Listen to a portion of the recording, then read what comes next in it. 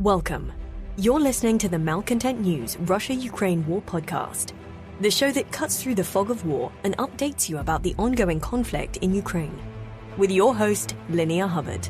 Don't forget to like, comment, and subscribe on Apple Podcasts, Spotify, and Google Podcasts. I'm Linnea Hubbard, and today is Monday, November 28th, 2022. It's been 3,197 days since Russia occupied Crimea on February 27th, 2014, and 278 days since the large-scale invasion of Ukraine began. Today's podcast looks at what happened yesterday in the Russia-Ukraine war. The Malcontent News Russia-Ukraine War update is compiled by our team from around the world.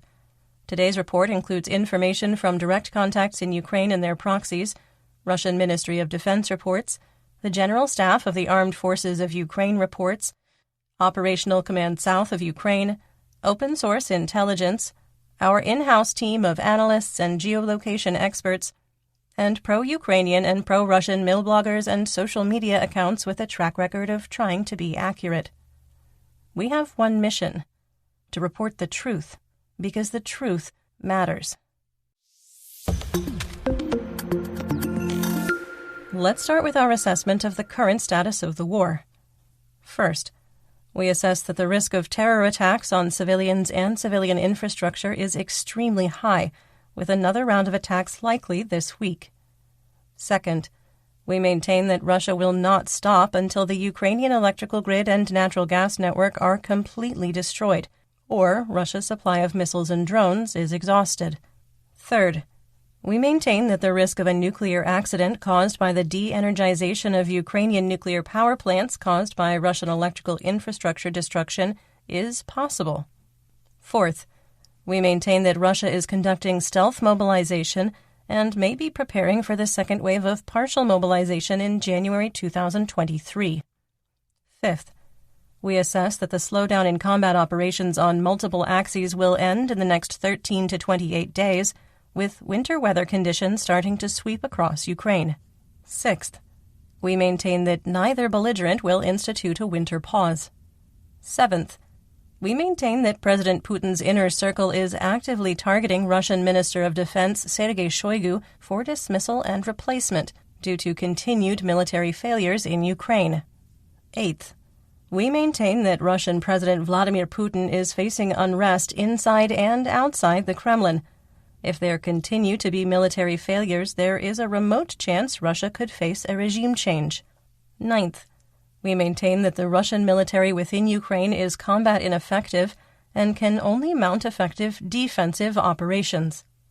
10th, we maintain that the private military company Wagner Group is spread too thin due to its expanding role in the Donetsk Oblast and the revelation of crippling battlefield losses.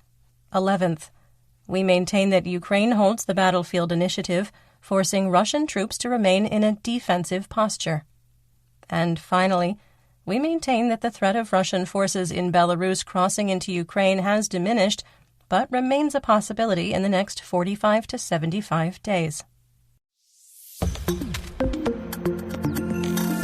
Let's get some regional updates, and since it's a Monday, check in with both belligerents' objectives, starting, of course, with Kherson and Zaporizhia. The Russian objective is to prevent Ukrainian offensives into Kherson and Zaporizhia, integrate captured territory into the Russian Federation, and break civilian will with continued terror attacks. The Ukrainian objective is to liberate Russian-occupied areas, prevent further Russian advances, exploit weaknesses on the line of conflict, and protect civilians. There was mutual shelling by both belligerents, with increased activity compared to November 26th. Russian forces conducted 54 fire missions on the Free Ukraine territories west of the Dnipro River. In Kherson and Berislav, artillery fire targeted residential areas. 1 civilian was killed and 2 wounded, including a child in Chornobaivka. The Kherson suburb of Stepanivka was shelled, causing heavy damage to civilian housing. Hours after Ukraine restored electricity to Kherson, including 17% of homes, Russian artillery units targeted the high-voltage lines that supply the city, severing the connection. Power was restored by Ukrainian engineers who are continuing to work on repairing electrical, natural gas, water, sewer, and cellular infrastructure west of the Dnipro. During their retreat, Russian forces destroyed the highway bridge on the M14 highway between Kherson and Mykolaiv. Ukrainian engineers have built a bypass that has reopened the highway to traffic and have already started demolishing the main road. Seriously, it's really impressive. East of the Dnipro, Russian-occupied Nova Kakhovka continues to be shelled. Insurgents reported that Russian occupation forces had evacuated all collaborators and their families, including those who led raids on people's homes and worked on the sham referendum. Social media reports and insurgents claimed Russian positions were shelled in Radensk and Holopristan, and rockets fired by HIMARS struck Russian positions in Kalanchuk, 30 kilometers northwest of the Kherson-Crimea administrative border. The General Staff of the Armed Forces of Ukraine, or GSAFU, reported that Russian forces had set up a repair base in Holopristan, and up to 30 pieces of equipment with light to moderate damage were awaiting service. There was no change in the status of the Zaporizhzhia nuclear power plant. Mikhailo Podolyak, the advisor to the head of the Office of the President of Ukraine, said during an interview on Freedom TV that Russian occupation forces would voluntarily leave ZNPP as Russian defensive lines continue to move south and west without providing a timetable. Petro Kotin, president of Energoatom, said during an interview on 1+1 that Russian occupation forces were setting conditions to withdraw from the nuclear facility, saying, quote, "I am under the impression that they are packing their bags and stealing everything they see." End quote. He did temper his prediction, adding there weren't imminent signs of a planned departure. Director General Rafael Grossi, head of the International Atomic Energy Agency, or IAEA, has repeatedly called for the demilitarization of the plant and the creation of a green zone, which at one time he suggested could be 50 kilometers wide, saying it should extend to the city of Zaporizhzhia. We had previously reported that the Kremlin appeared to be setting conditions in the information space to prepare Russian citizens to accept a withdrawal from ZNPP, but that the political tide appeared to turn after Russian troops looted a convoy delivering spare parts and equipment to the plant late last week. The GSAFU reported that Ukrainian forces shelled Enerhodar on November 26th, destroying up to 6 pieces of military equipment and wounding up to 30 Russian troops. Neither the IAEA nor the Russian Ministry of Defense made any claims that ZNPP or the area immediately around it was shelled. A video was shared by Russian forces showing the aftermath of a strike on their position in Vasilivka, Zaporizhzhia. The video shows the attack destroyed at least 3 pieces of equipment, and evidence suggests the area was hit by an M30A1 rocket fired by HIMARS that uses a shaped charge to deliver 182,000 tungsten fragments. Russian sources reported that Ukrainian forces significantly increased the amount of artillery fire along the front near Polokhi, with the GSAFU reporting that Russian positions in the town and Chernichivka to the south were attacked, wounding up to 100 Russian troops. The increase in shelling is fueling renewed rumors in the Russian information space that Ukraine is preparing to launch a counteroffensive from Orikhiv or Huliapola. With these claims now 3 months old, we maintain our assessment that a broken clock is eventually right. The Institute for the Study of War analyzed known Russian defensive positions constructed in Zaporizhzhia, which revealed that most of the construction work has occurred on critical ground lines of communication, called GLOCs, those are supply lines, as far east as Melitopol. Half-height dragon's teeth line the critical roadways throughout the oblast, with the main concentration of defensive positions from Kakhovka to the mouth of the Dnipro and extending southeast to Crimea. We had previously assessed that Russian forces were dedicating significant resources to create an echelon of defensive lines east of the Dnipro in anticipation of a Ukrainian attack. The depth of the reinforced positions and where they are built indicate that Russian military commanders are significantly worried about a Ukrainian attack, particularly from the west bank of the Dnipro into eastern Kherson. We maintain that Ukraine does not have the resources to attempt a large amphibious river crossing and would more likely go around the defensive lines through Zaporizhzhia. The defensive lines complicate the Ukrainian offensive strategy, which avoids strongholds and uses maneuver warfare. Since World War II, history has shown that static defenses are ultimately ineffective at stopping a determined force, but can cause significant delays in advances and force a belligerent to suffer heavy casualties. The vastness of the network that has been created will require a significant human capital commitment by the Kremlin, which could impact combat activity in other regions. Quick sidebar here. Just to be clear, Malcontent News does not receive government briefings from any source, nor has access to classified materials, and we have no information on when or if an offensive will be launched in this area in the short term. Just putting that out there.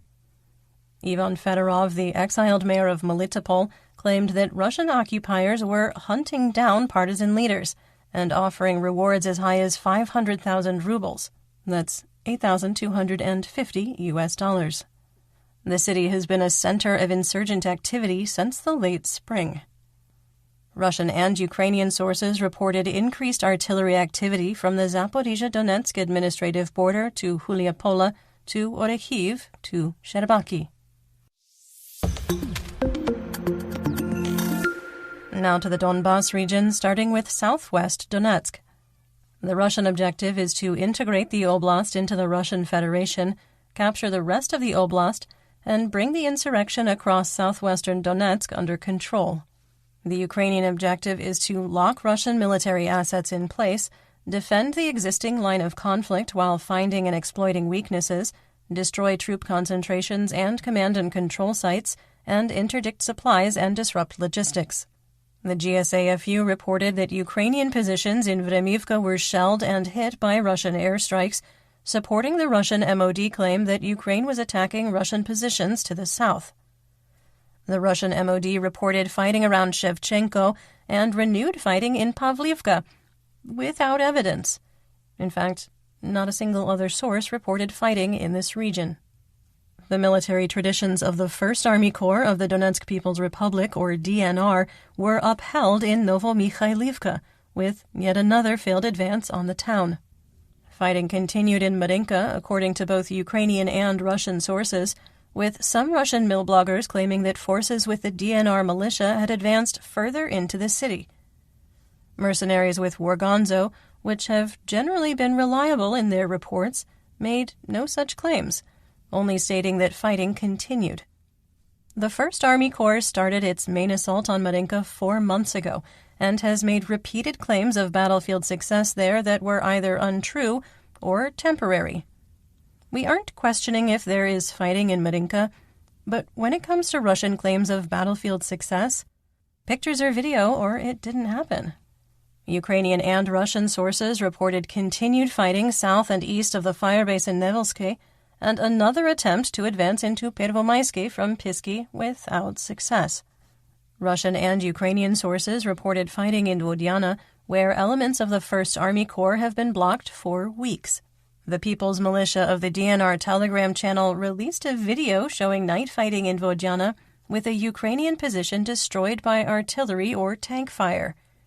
You will need a Telegram account to view the video, but we do link to it in our full situation report on Patreon.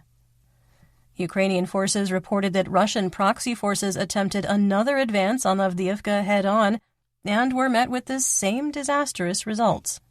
The GSAFU reported that Ukrainian forces successfully repelled an attack on Novobakhmutivka for the second time in a week. We had previously moved the line of conflict southeast, but maintain the town is contested. Civilian areas of Russian-occupied Makiivka and central Donetsk were shelled, causing at least 3 casualties. Without naming specific locations, the GSAFU denied any Ukrainian involvement in intentional attacks on civilians in the occupied territories, and accused Russian forces of committing false flag attacks to, quote, discredit the Ukrainian Defense Forces. We did not analyze yesterday's attacks, but in previous reviews, we determined that shellings at the Zaporizhzhia nuclear power plant and Donetsk over the summer were fired from areas occupied by Russian forces.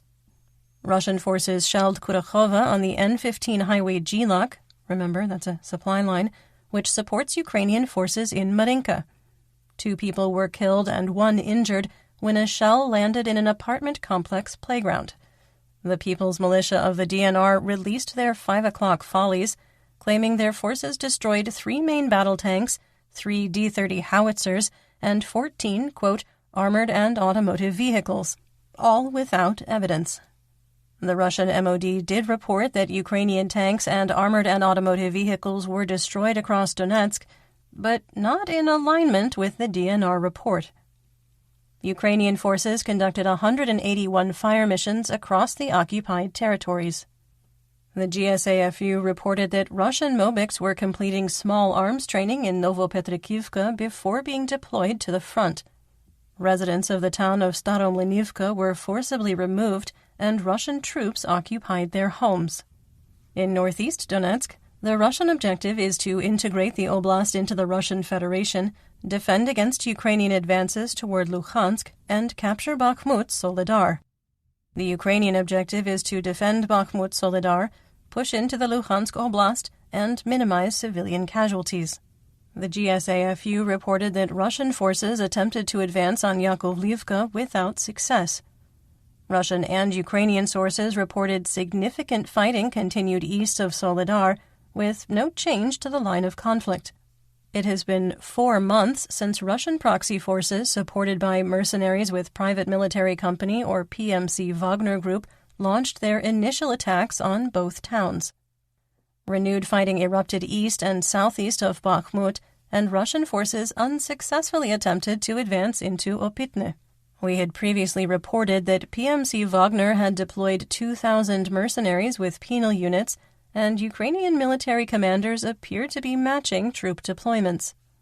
Journalist Victoria Khamaza, who has written stories for Suspilne, reported on her Telegram channel that up to 500 Ukrainian forces had been wounded in action over the weekend. She also reported that Russian troops had destroyed 3 ambulances, and there was a need for electrical generators.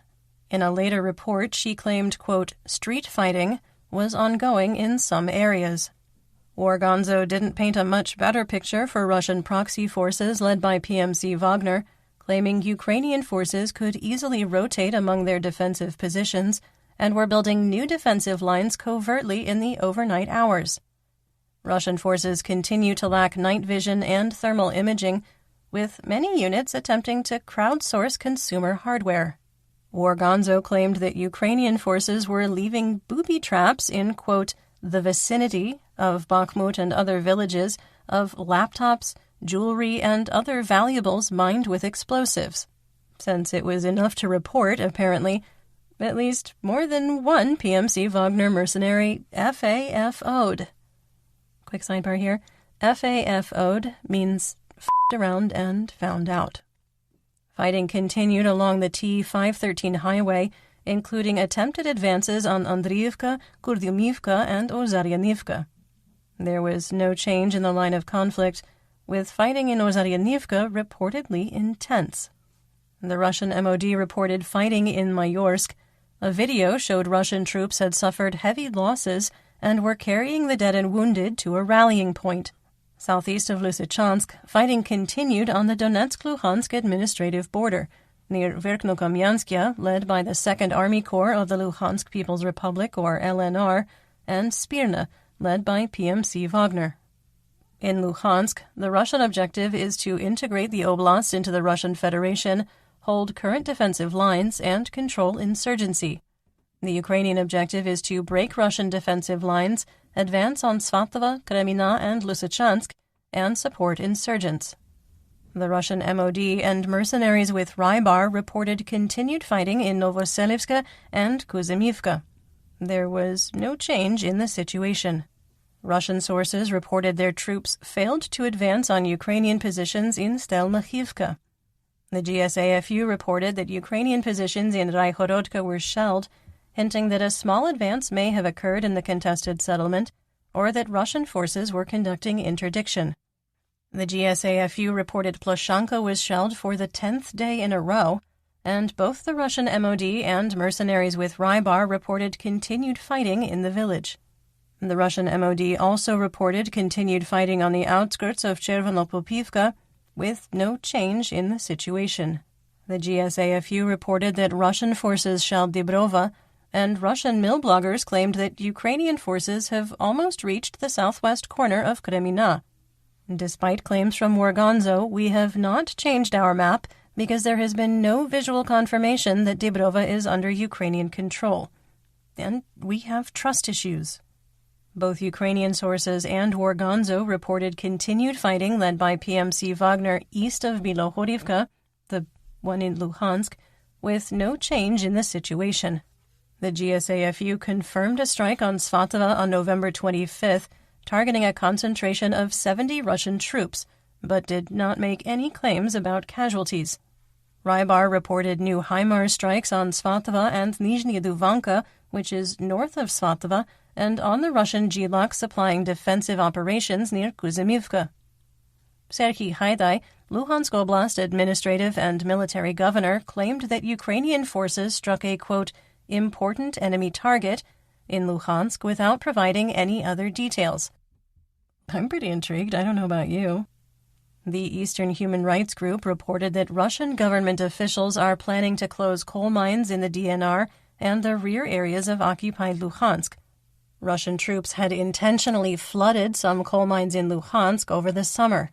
A Ministry of Energy of the Russian Federation commission determined that output has declined to an unprofitable level, partly because 65% of the employees have been mobilized or forced conscripted.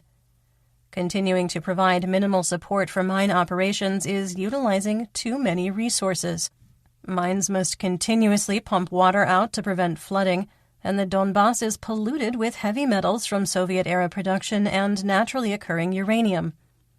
If all operations are ended, including pumping efforts, it will be extremely difficult, if not impossible, to return the mines to normal operation, and could pollute the water table that serves eastern Ukraine and western Russia for decades.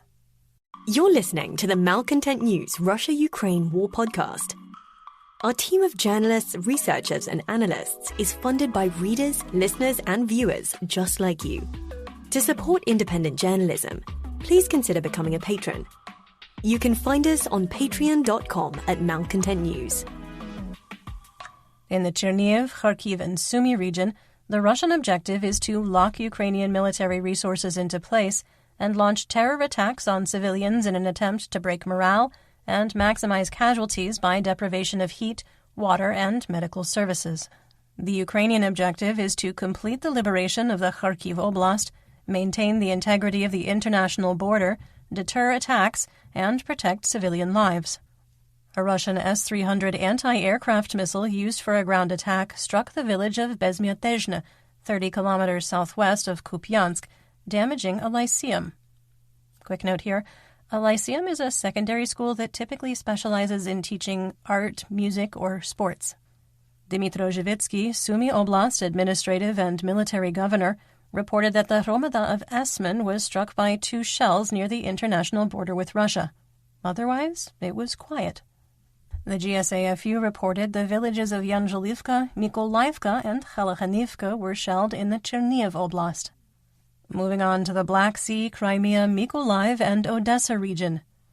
Naval expert H.I. Sutton reported that the Russian Black Sea Fleet has changed operations significantly after Ukraine's unmanned surface vessel attack on the Russian port of Sevastopol on October 29th and Novorossiysk on November 18th, saying, quote, "They, the Russians, enlarged the floating booms in the Bay of Sevastopol and changed procedures to close them much faster. Every warship, even a powerful warship leaving Sevastopol, is now accompanied by high-speed vessels." End quote. In the same interview with The Telegraph, the United Kingdom publication claimed that the missile frigate Admiral Makarov was significantly damaged in the attack. The Makarov has not left port since October 29th, and no one has been able to take pictures of its starboard side. The Russian Ministry of Defense maintains that only the minesweeper Ivan Golyubets was damaged during the drone attack. Since October 29th, the missile carriers of the Black Sea Fleet have not gone on patrol, and during recent strikes on Ukraine, they only head out to sea to their firing positions and immediately return to port. At the time of recording, the Black Sea Fleet had 11 vessels on patrol, none capable of launching caliber cruise missiles. A gentle reminder, the Malcontent News Situation Report should not be used for travel, navigation, or personal security assessment. The listener agrees to get real-time information from official channels provided by national, oblast, rayon, hromada, city or local officials and follow their security recommendations. Thank you. In Sevastopol, the yellow alert for potential terrorism was extended to December 12th. Russian forces fired artillery in the direction of Ochakiv, with shells landing in the water. Russian forces also shelled the coastline of Kutsurub without causing any damage or injuries.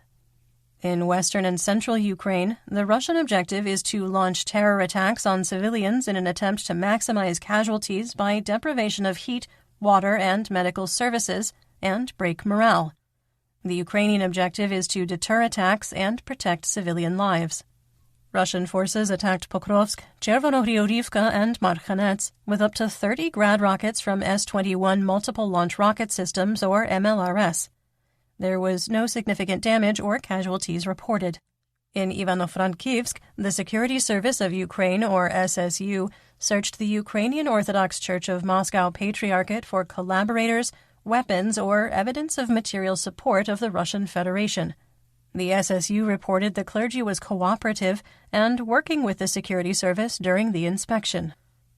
On the Russian front, Vyacheslav Gladkov, Belgorod Oblast governor, reported that Shebykino was shelled, damaging power lines in the town. Because of the outage, water and sewer service was knocked out in some regions. Repair work continued on the Kerch Bridge, revealing that early claims by Moscow that the first 2 lanes had been brought into service were untrue, or the bridge was only being lightly used for critical transport. According to Deputy Prime Minister of the Russian Federation, Marat Khusnulin, resurfacing of the new bridge structure has begun and is expected to be completed by December 5th, with the lanes that were heavily damaged reopening by December 20th. The claim doesn't align with multiple reports from Russian state media that only the replaced lanes would reopen by December 20th, and the damaged lanes have too much structural damage and will need complete replacement. See, this is why we have trust issues. Let's talk about developments theater-wide and outside Ukraine. Ukrainian officials warned that another round of missile attacks would happen in the coming week, and our analyst team has identified activity in the Russian Federation that supports that assessment.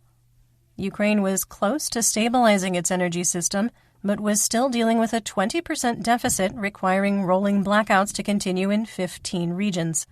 DTEK reported that a couple of power plants had to make, quote, emergency shutdowns, creating a 27% deficit. Because of the power generation and distribution shortfall, unscheduled rolling blackouts were implemented across Ukraine.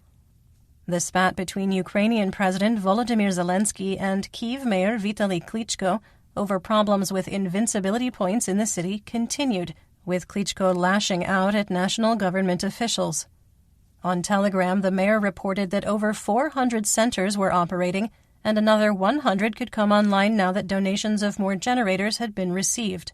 Klitschko wrote, quote, I do not want, especially in the current situation, to enter into political battles. It's ridiculous. When I went to check the operation of the points yesterday, I met people's deputies from the ruling party, and they told me in a private conversation that all the points where they visited were open and working. And then they post some incomprehensible photos. It looks ugly, to say the least, both for Ukrainians and for our foreign partners. End quote. On his last point, he's correct, with Russian mill bloggers pouncing on the spat and sharing a single picture of a brown-tinted invincibility point. Cellular communications were largely restored over the weekend after the November 23rd missile attacks. Over 83% of communication towers were operating, with most remaining outages around Odessa and in the occupied territory of Zaporizhzhia. The GSAFU reported that Russia was rotating some of its troops and military hardware out of Belarus to reinforce units that have suffered significant losses in the past month. Video emerged of Ukrainian troops using an M101 howitzer donated by Lithuania. The M101 was introduced in 1941 by the United States military, with production ending in 1953. Over 10,000 pieces were built and are still in use by 66 nations. The artillery piece is known for its accuracy and reliability, but the range is limited to only 11 kilometers, making it vulnerable to counter battery fire. Fun fact, the M101 is still used in the United States by the Forest Service and many mountainous states for avalanche control, among other retired military hardware, including M60 tanks. So don't make snowplow drivers angry or they might call in a fire mission, or just block your car in your driveway. The German government announced they had completed the transfer of 10 M1070 Oshkosh tank haulers and 53 armored vehicles to Ukraine. Aside from heavy weapons, heavy and military trucks are Ukraine's largest need. The United Kingdom confirmed that Ukraine had received the upgraded Brimstone 2 missile. The ground-to-ground Fire and Forget missile has a published range of at least 40 kilometers when fired from the ground or a helicopter and travels at Mach 1.3. Speaking of fire and forget, let's talk about Russian mobilization. More pictures and videos of trucks carrying dragon's teeth to the northern regions of Russian-occupied Crimea have emerged. Russian social media channels lit up with complaints that the border guards were holding up the shipments of, quote, dual-use items such as drones, thermal imagers, gun sights, two-way radios, tactical gloves, sleeping bags, heaters, and other items. It was unclear why the items were being held up at the border, with outrage expressed in Russian circles for holding up crowdsourced materials from reaching Russian troops. In Saratov, Russia, a pub is being guarded by the National Police and Russian National Guard after the owner told a group of soldiers that she could not serve them because they were in uniform and already drunk. The owner insisted that she followed Russian law, saying, quote, "There is a law that they cannot go to public institutions in military uniform. Young people come to the pub in a state of intoxication, and we have rules that we are not allowed in any form, neither in medical, nor in firefighters, nor in sportswear, nor in flip-flops." End quote. Russian patriots weren't having it, and responded like true patriots, with threats to burn the bar down and attack its employees. Samoshkin Sergei Alexandrovich, commander of the Security Department of the 2nd Department of the Secretariat of the Ministry of State Security of the DNR, yes, that was in fact his actual title, was killed in combat. Alexandrovich, who used Sergei as his last name, fought in the Lebanon War against Hezbollah and was a member of the Russian GRU. He had been a member of the DNR government since April 2014.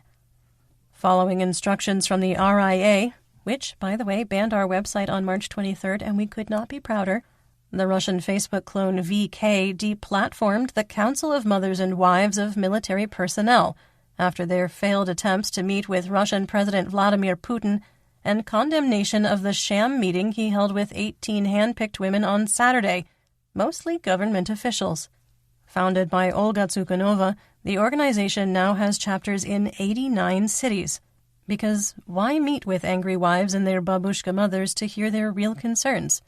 Listening to real people's concerns is for losers. All is going to plan. In our War Crimes and Human Rights segment, we discuss events that might be upsetting to hear about. There is no graphic detail in today's very brief report, but if you are sensitive to descriptions of human rights abuses, please feel free to skip ahead to the next segment. Timestamps are in the description. According to the United Nations, the number of registered refugees from Ukraine now in other European nations is 4,751,070 people, about 11% of the total pre-war population. The countries hosting the most refugees are Poland, Germany, and the Czech Republic. In geopolitical news, Russia is moving to make surrogate motherhood illegal, with the Speaker of the Russian State Duma falsely claiming that most of the 45,000 children who were born to be taken abroad ended up having their organs harvested or were sold to same-sex couples to corrupt the children. If you're wondering where all the QAnon rhetoric started, I think I know the answer. Christo Grossev of Bellingcat reported that the Russian couple arrested by Swedish officials for espionage had an apartment in Moscow since 1999. The address is attached to the GRU and is used by Russian assets previously compromised in the field. Residents of the same building include GRU agent Denis Sergeyev, suspected of the 2018 Novichok poisoning of Sergei Skripal and his daughter Yulia in the United Kingdom. Hungary's Prime Minister Viktor Orbán said, quote, "Europe is united by a desire to keep Russia from posing a security threat, and a sovereign Ukraine is crucial," end quote. In a surprising reversal of course after months of appearing to be more aligned to Moscow. This follows Hungary announcing its support for Ukraine's €18 billion aid package after initially saying they would not support the package due to the need to focus on internal issues. Whether the change of heart came from Russian natural gas supply issues caused by repeated attacks on Ukraine's electrical infrastructure, or the EU threatening to withhold €7.5 billion in support to his nation, is unclear. In economic news, the ruble is flat at the start of currency trading on Monday, with an exchange rate of 61 for $1. Oil prices are crashing, which is bad news for the Russian Federation. WTI crude is expected to start trading at $74 a barrel and Brent at $81. Market prices are reaching Russian discounted prices, and further currency manipulation by Moscow will increase the already sky-high 21% inflation rate. United States wholesale RBOB gasoline on the spot market is also down, trading at $2.30 per gallon for November contracts. That's 61 cents a liter. Russia is facing another problem with oil exports, a lack of large tankers. As winter weather settles in, export from eastern Russian oil terminals requires specialized vessels. Due to sanctions, insurance issues, and global demand in Western nations, many shippers are unwilling to carry Russian crude and LNG. Russian shipping companies only own one large tanker with 2 in production and currently do not own any LNG tankers. While 3 gas carriers are under construction in South Korea, Russia likely won't be able to take delivery on them due to sanctions, and the ships don't provide near enough capacity. On the subject of natural gas, Dutch TTF gas futures for January 2023 were up, trading at €124 per megawatt hour. February 2023 contracts were trading at €125. Chicago SRW wheat futures are in the red, and were expected to open around $7.88 a bushel for March 2022 contracts. And that's what we know. Join me again tomorrow for more updates. Until then, stay safe, everyone. You've been listening to the Malcontent News Russia-Ukraine War podcast. To help keep us independent, please consider providing financial support by becoming a patron. Want on-demand news in your hand? Download the Google News app and make Malcontent News one of your favorites to receive breaking news updates. Thank you for listening.